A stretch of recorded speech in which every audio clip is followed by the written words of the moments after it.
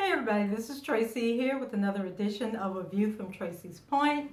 And we are here to talk about Queen Sugar, Season 3, Episode 5, which was titled A Little Lower Than Angels.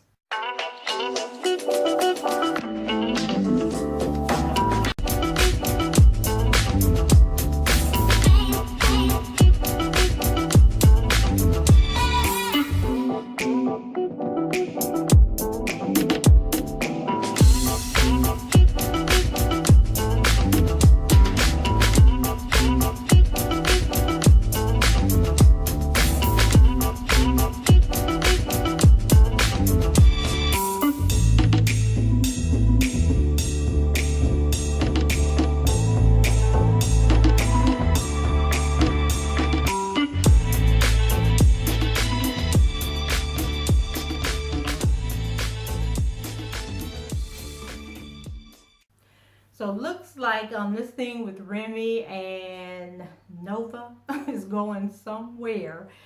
I don't know where, but it looks like it's going somewhere. So I guess we're going to get into this whole exploration into whether or not sisters should date each other's exes. Is that something you guys have ever done? I've never done it before. I don't think I did have a situation once where my sister was like her longtime boyfriend in high school, but we were like out of high school. We were grown. I think she might have been married at the time and had moved to Washington.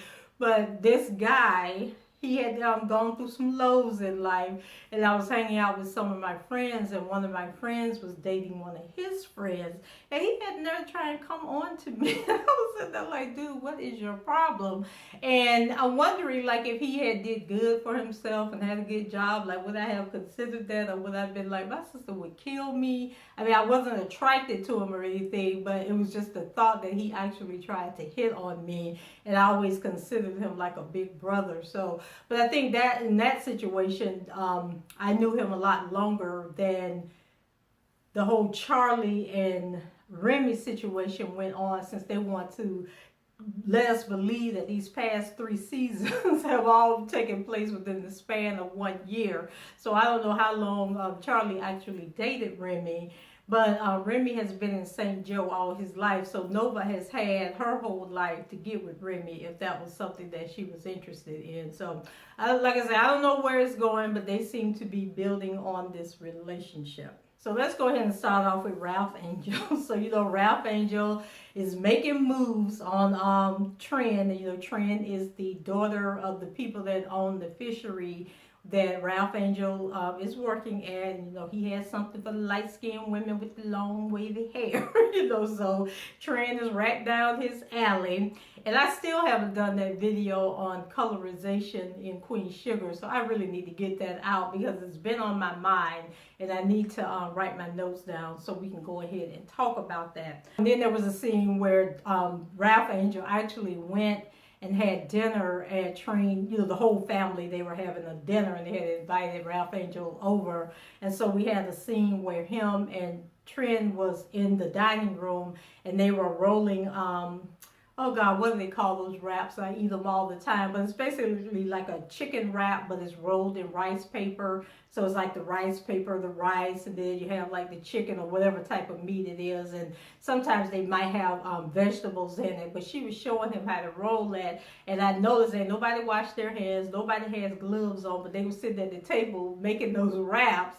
And then she was telling Ralph Angel, oh, taste it, so he put a little sauce on it and ate it. And, they were being all cute and goo goo gaga with each other. And I'm just like, I just cannot believe that Queen Sugar is taking us on this route, but that's what they want to do. And then they had like a tender moment where Ralph Angel was looking at some pictures or something, and I think Tran said it was her grandfather, and then it made him think about Ernest, and so it was like an emotional moment, and they seemed to have bonded a little bit more at that time. So Ralph Angel and Darla, they finally decide that, they need to talk to Blue, because, I think Blue had asked Darla when were they getting married. So now they finally had to let him know that they're not going to get married.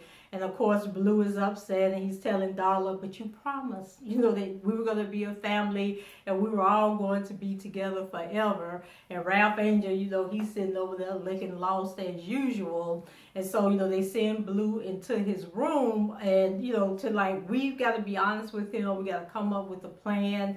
Darla's like, I want to be in Blue's life and I'm going to do whatever I need to do to be in Blue's life. So we got to work something out.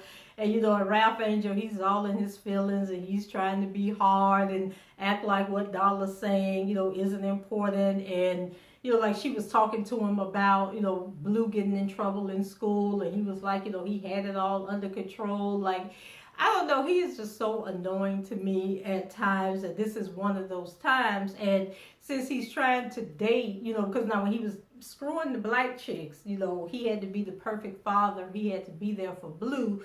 But now that he got his eyes set on Miss Tran, then all of a sudden Blue is a second thought to him. And then we had a scene where Darla, I think she had picked Blue up from school. I'm trying to remember because this was like 3 or 4 weeks ago, so I apologize.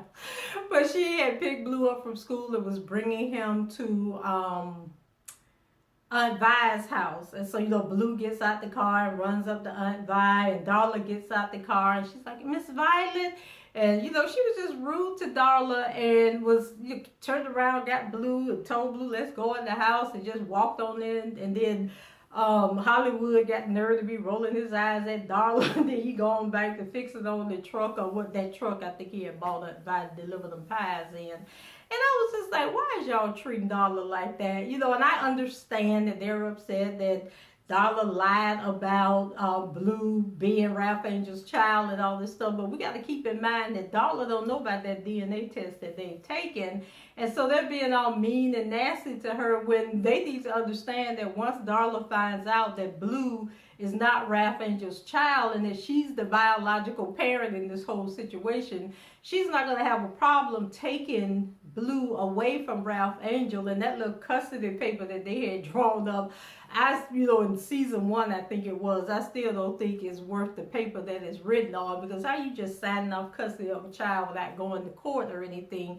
So they need to be careful about how they're treating Darla on this show, because I'm telling y'all, when it comes out that Ralph Angel is not the father, once Darla finds out that he's not the father and that he didn't tell her that he had that test done, I'm thinking Darla is going to be hell on wheels, and that they are going to pay for the way that they're treating her right now. Then we have a scene with Micah, and so Micah is hanging out with his friends, and they go to, I think they were trying to organize having a rally or something they wanted to do, and so they were looking for a place to do it at. So they end up going to this plantation, and so they're standing there looking at all the rich white people, and then the guy who runs the plantation, he eventually asks them to leave. And for some reason I thought that this guy was going to turn out to be like maybe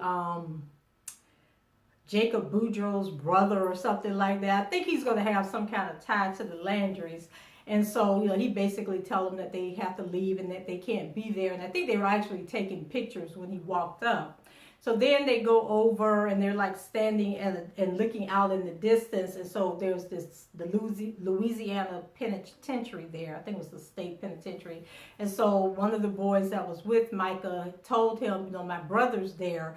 And so, he gets into the story about the brother being arrested. So now Micah's really thinking, and I'm thinking, okay, that was so random. So this is probably going to come up later on, about the penitentiary, and it's going to have like some connection or something's going to happen with Micah dealing with that.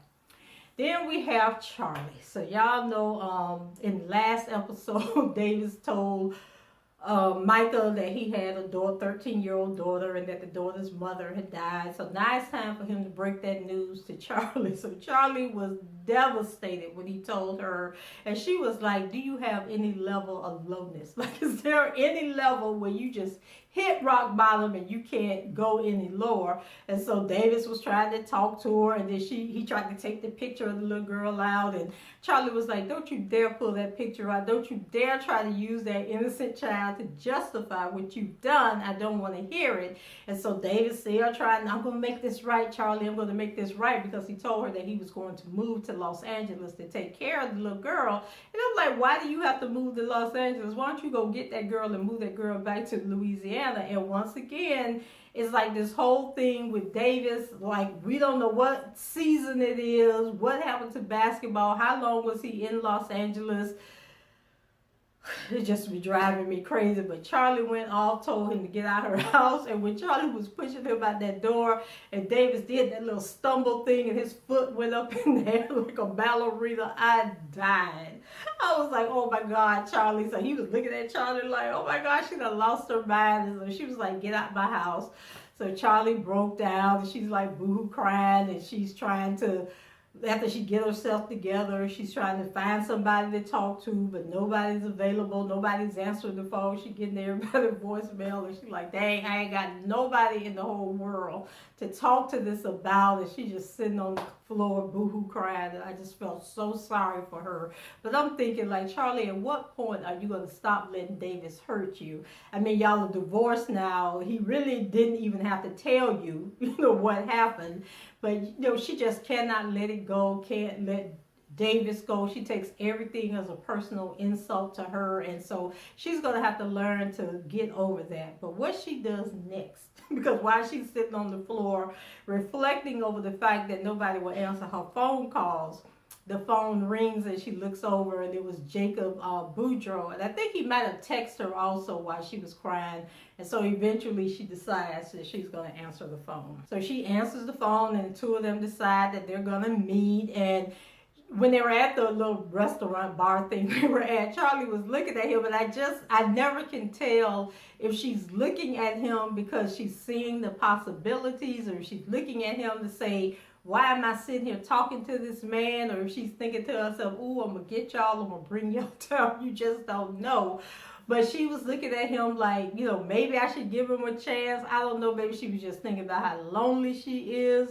But when they leave at that restaurant, they stand on that sidewalk and they end up kissing. I was just like, oh my God, Charlie, you done hit rock bottom for real at this point. But then she catches herself and she pulls back and telling that she's not ready for that. And so we hope that that's the end of that situation. And somebody was asking on Twitter, like do you really think that the two of them are going to hook up, or that they really like each other, or does Jacob really like Charlie, or is it part of a bigger scheme to bring her down? And I was just thinking, I said, I think he really likes her, but in that slave owner having the affair with the house Negro woman, I think that's the kind of, like, Jacob would be the slave owner that had empathy for the slave, and so he ends up mating with the slave and having children from her, and they all living in the house with his wife. That's how I look at Jacob and Charlie's situation. So guys, I think that was all that really happened on this show. Wasn't much going on. Leave your comments below. Let me know what you thought about the episode. Rate the video. Subscribe to the channel if you haven't done so already. And until the next time, I shall talk to you guys later. Bye-bye.